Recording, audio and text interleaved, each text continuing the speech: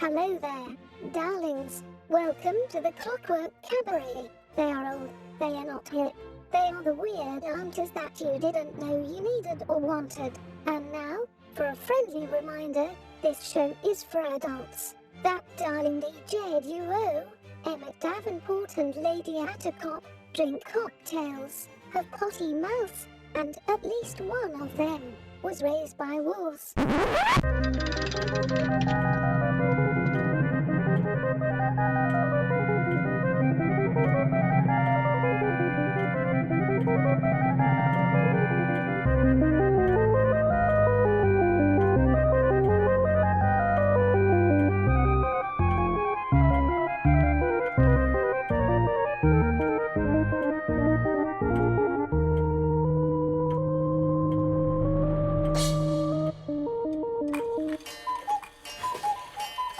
And with the sound of the cuckoo, you know that it is time for the Clockwork Cabaret. Hooray! Hooray!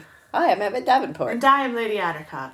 And today we are recording in the daytime. It's practically the morning. And it's weird. But this may be the new thing, and maybe this will be the thing that brings the right energy to the show for our radio listeners, because I think we air at 7 a.m. Eastern Standard Time and noon Greenwich Mean Time, and I'm sure that our late night antics is very weird at those times. Well, they can always listen online at any time at their choosing. That is true. And save it for a time that feels more appropriate. Yes. Our late night antics, when we talk about late night things like I'm flailing here, owls and nightclubs. We were talking about nightclubs earlier. Yeah, we were. We were reminiscing about all of the places we used to go. The sketchy places that we used to hang out in. That we would have definitely died in had there ever been a fire. Yes, yeah.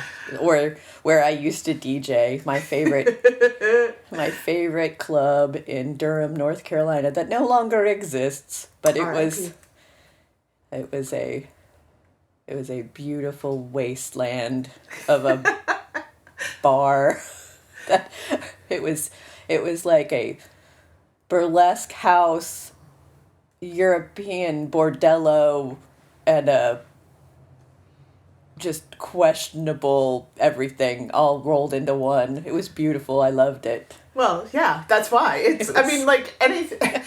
that's a little too nice, something's definitely something else sketch is definitely going on. There was definitely the clientele was a very specific kind of clientele that people either went in there going, oh my god, this is the most awesome, weirdest Alice in Wonderland experience I'm ever having, or they would go, oh, this place is grim and dirty and I don't like it, and they'd never come back. It was a the true dive bar. Yes. You went one of two ways. You either went, oh, hello, my new second home. Yes. Or, I'm going to get rabies in this place and I don't know if I'm up to date on my shots. Yeah.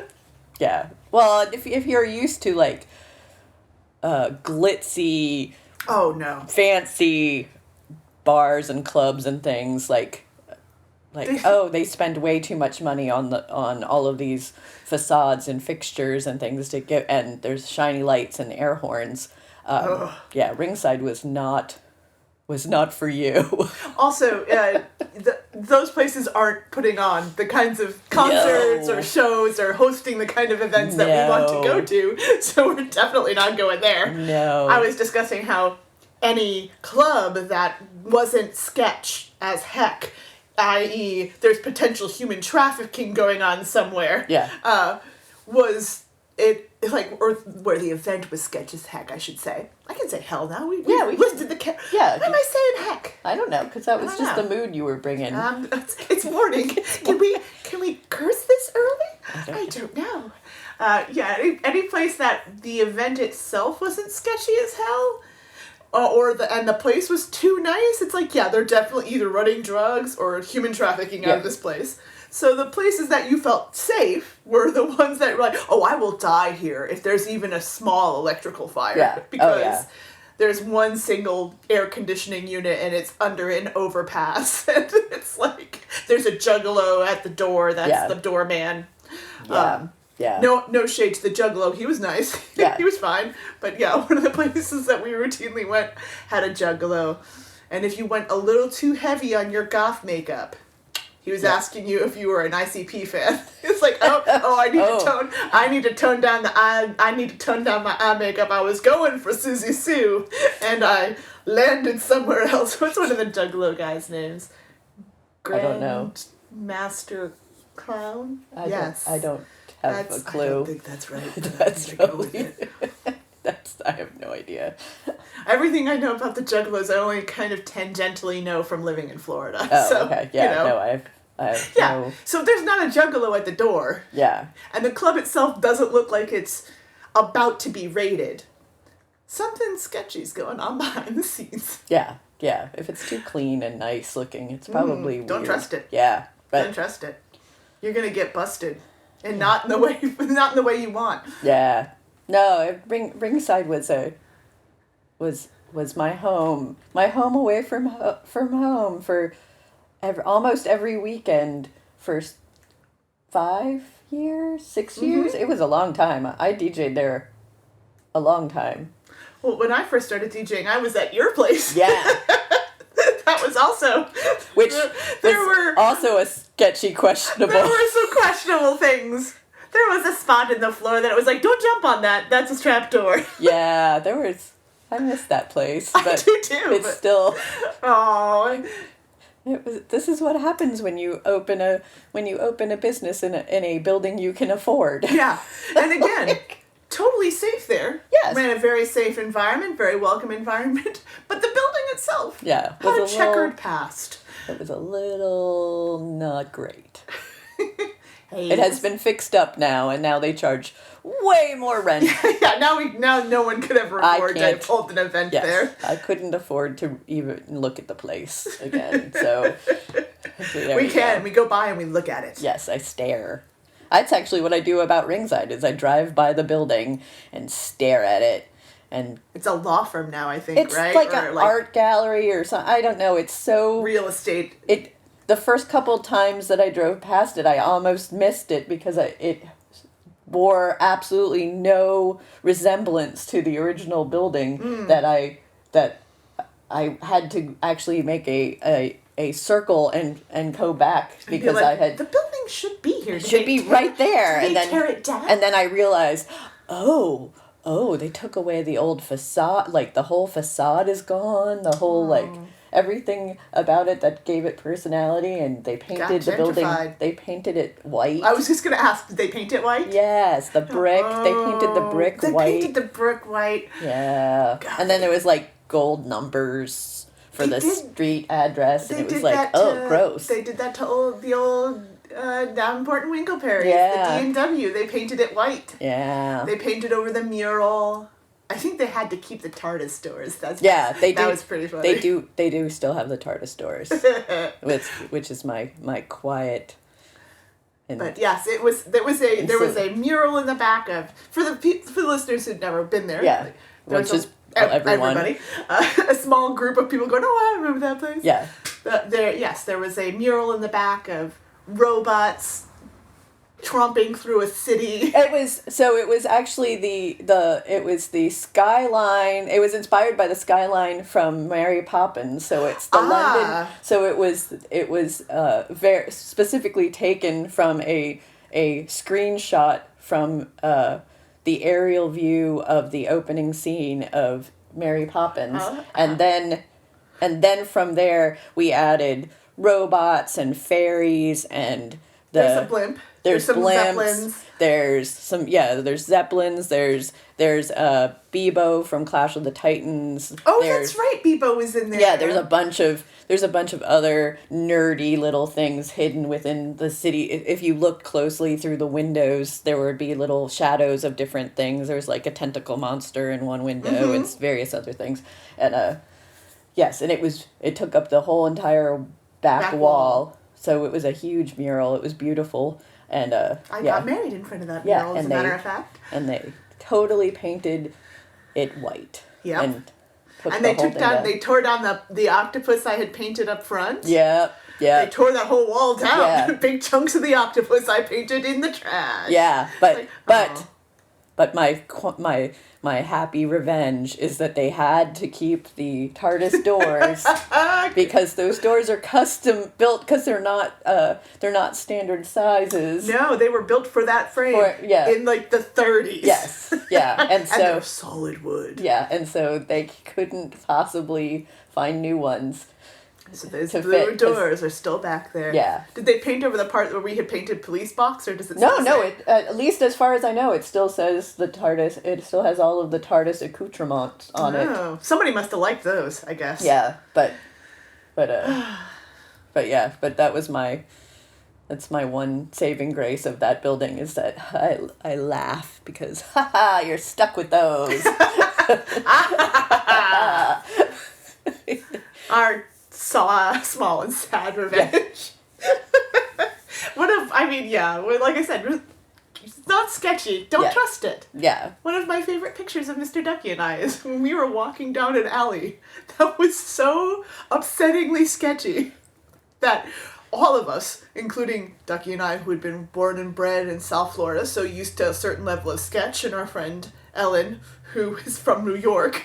And also, I imagine. And also used to a certain level, and worked in downtown Fort Lauderdale, so used to a certain level of sketch, that we all went, oh, this is the crappiest alley we've ever seen. So, of course, we all had to go down it. And take pictures. And, well, she took a picture. She was like, turn around, and we both turned, and she snapped a shot. But it's I'm like, oh, it looks really cute. It's because it was dark, and there's a flash on, and it darkened the background of the alley so that you can't see what's back there. Probably a good idea. But we were risking life and limb by going back there. Know this. And I've stepped over syringes, and gone, oh, that's fine. I've been coming home from a concert and been like, and Mr. Ducky has asked me, because he has vision issues, what are we stepping on? What is crunching under our feet? And I was like, you don't want to know. Because it was cockroaches, ladies and gentlemen, because Florida, and under the overpass. Yes. Mm-hmm. And this was outside. It was not this is just par for the course under an overpass in Miami. Yeah. Oh, yeah. That was actually one of the first things when moving to Savannah, Georgia, that I discovered. Oh, those big old cockroaches. Yes, which they refer to as palmetto bugs because they just better press, I guess. No, it's because your brain doesn't want to admit that that's a 5-inch roach that flies. Yeah. Yeah, and I just remember thinking something had crawled across my hand and thinking it was a mouse. Mm-hmm. And then looking down and going, ooh, no. Mm-hmm. And then thinking, why did I move here? Clearly nature doesn't want humans in this. We don't have the tiny ones in Florida because those big ones eat them. Yeah. Yeah. And probably Savannah as well. Yeah, I would not be surprised. I don't know. They also they sprayed for mosquitoes because it was a swamp. Yeah. Because it was a swamp. They would do that down there routinely. It managed to it killed off most of the other insect life. Mm-hmm. So yes, there weren't any mosquitoes. There also didn't seem to be any butterflies or lightning bugs or anything other than the giant cockroaches. It might be it's too warm in Florida. I know for Florida it doesn't really have lightning bugs, especially South Florida, because it's too warm. Oh, well, that might make sense. They need a cool, so Savannah might be similar, because it's kind of a similar swampy. Florida's a little bit more tropics or subtropics. Yeah, but it definitely, there didn't seem to be any insect life. Well, there's a lot of insect life in Florida, but... Well, it wasn't... Hell, them spraying for the mosquitoes doesn't even get all the mosquitoes. Yeah. But it definitely... It's not great. It is not... That's not a great thing. And it is always and they always tell you it's safe. Yeah, it's not safe. And then you walk outside and you kind of yeah. Yeah, no, it's not safe. I can taste the air. Yeah. I don't know if that's right. It just it suddenly kind of stopped late 90s, early 2000s. Yeah. They discovered there was some cancerous problems with the sprays. Probably. Oh yeah, since we left Savannah in 2000 1, so that probably that coincides when I remember them stopping, not spraying anymore. There you go. Because we left Florida around 2011, I think. Yeah. We've been in North Carolina 10 years now. Does that mean I can say bless your heart? Yeah. Do I get a pass? I think I've already incorporated y'all. I'm taking it. Yeah, I think a decade is I think you're allowed. I get the keys. They send me the pamphlet. They send you the pamphlet that ask you if you want grits or home fries. The answer is both, obviously. Do I have opinions about barbecue now? I do, actually. Oh no, what have I become? Carolina barbecue is good though. We're gonna get hate mail. Ooh. I don't mind for our British listeners. It's the vinegar based one. Yes. You've probably never even heard of it. No. But I imagine you should have it. Yes, but I imagine that you would like it. Yeah. Because vinegar. Yeah. Because y'all know some good vinegar. Yes, you put malt vinegar on your fish and your French fries and various other things. So I would imagine chips. I would imagine that a vinegar based barbecue would be right up your alley. You'd like it. So obviously we're hungry. And also, this is the energy we bring to the podcast when we do it. Hunger. And for our American listeners, put malt vinegar on your fries. It's good as hell. It is. I keep some in. And so is gravy. There was a bee, a pretty little bee. I see why you might choose it. I'd rather have a madman wasp, 'cause he plays all the music. Choose the madman wasp. He plays all the music. And if you've never seen an Army of Lovers video, you should check it out. You should do yourself the favor. They are ridiculous. I don't even what kind of genre of music is it considered? Bombastic. Oh, like bombastic pop music? Yeah, I don't even know. Is it 80s? Too much. Is it 80s? I think there's the 90s. 90s. Too much. There's a lot. So can we cram more stuff in this? Yeah, yes. Lady Attercop gave it to me. It is the best. Because of some particular song on it. And Crucify. Yes, yeah. And it's ridiculous. It's so good.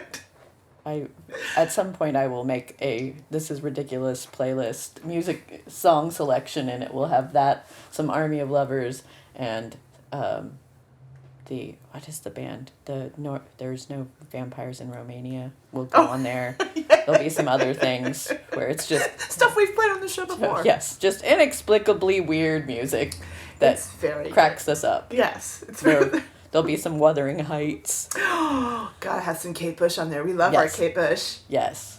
I was listening to it this morning, actually, while I was baking in the cafe, and I couldn't help myself of making arm movements and gestures while I was trying to get muffins out of the oven. You've got to interpretive dance to Kate Bush.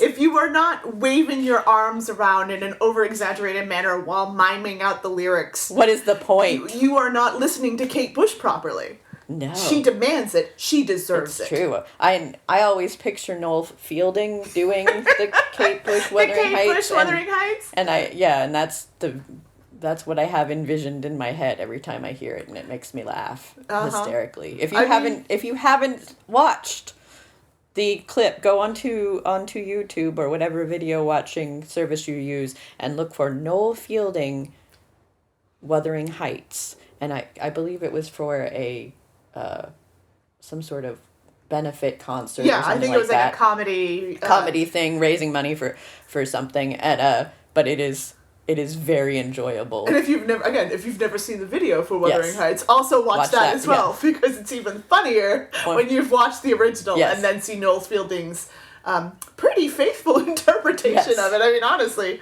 there's a smoke machine. He's got a rose in his hair. Yes, it's lovely. Yeah. So that's my sexuality. What is your sexuality? Noel Fielding doing Wuthering Heights.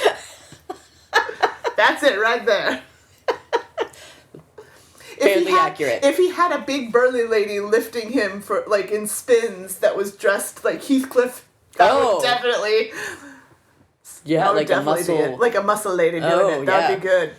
Doing the I lifts. can get behind that. Giving him lifts. Yeah, that would be even better. I think Noel can get behind to write him. Dear Noel. Would you please redo this? Hi, my name is Nicole, and I need you to do me a personal favor. Please. Please. Do it for the lulz. Do it for America. I don't know why you would do it for America, but we need it, Noel. It's been tough over here. I don't know if you've been watching the news, but it's been tough over here. We deserve it. We'll be good. We promise we will stream all of Great British Bake Off, but only the seasons you're in. You can I think we've already done that. We'll do it again. We'll rewatch them. We'll rewatch them. You can take that to the negotiation table. When you go back to negotiate with, I assume, Paul Hollywood. I don't know. I have no idea. I couldn't be on the Great British Bake Off. Why not? I would fight Paul Hollywood. Oh. He'd say something mean to one sweet little old lady, and I'd be like, okay, we have to fight outside. You and me, Paul.